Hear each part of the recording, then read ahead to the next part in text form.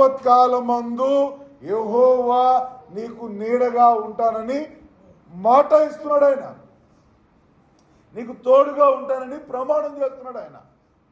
అందువల్ల అన్నాడు ఇక్కడ, ఆపత్కాలమందు యెహోవా నీకు ఉత్తరం ఇచ్చునుగాక. నువ్వు ఏ సమస్యలన్నా ఉండు, ఏ ఇబ్బందులన్నా ఉండు, నీకు సమాధానం ఇవ్వాలన్నా, నిన్ను ఆశీర్వదించాలన్నా, ఆ సమయంలో నిన్ను గట్టెక్కించాలన్నా దేవుడికి తప్ప మనుషుడికే సాధ్యము కాదు. మనుషుడి వల్ల ఏది జరగదు, మనుషుడి వల్ల ఏది కలుగదు, మనుషుడి వల్ల ఏది మనకి అనుగ్రహించబడదు. ఈ విషయాన్ని దావీదు మహారాజు క్షుణ్ణంగా ఎరిగి గుర్తెరిగి ఈ మాటను ఉచ్చరిస్తున్నాడు. ఆయన ఏమంటున్నాడు?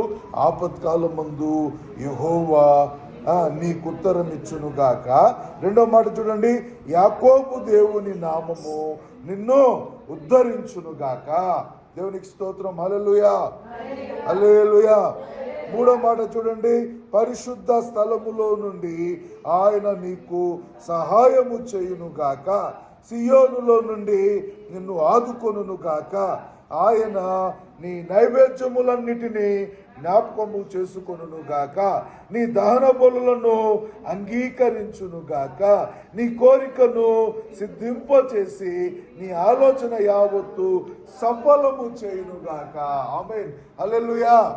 ఇన్ని ఆశీర్వాదాలు, బోలెడన్ని దీవెనలు, ఇవన్నీ కూడా మనుషుడి ద్వారా కలగతాయని ఉందా?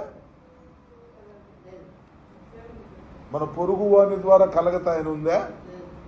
మీరు ఎవరినైతే దృష్టించి ఉన్నారో వాడు వచ్చి సహాయం చేస్తాడా?